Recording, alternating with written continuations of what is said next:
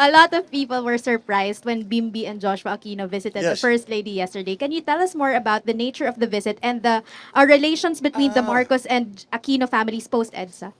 well, maliwanag naman yung when the last part of ano, we are until the presidency of Noynoy, we were on other sides of the political aisle.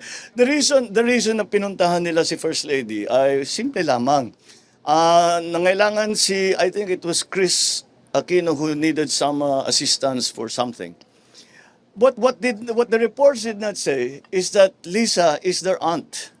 Dahil ang kanyang auntie ay napangasawa si Don Pepe na the eldest brother of Cory. So they are related.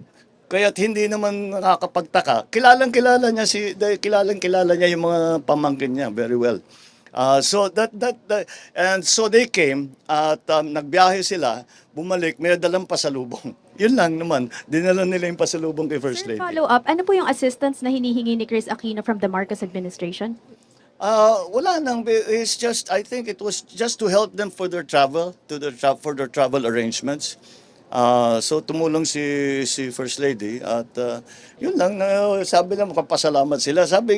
And so I think it was a very fine gesture on the part of the Aquino family. I think it was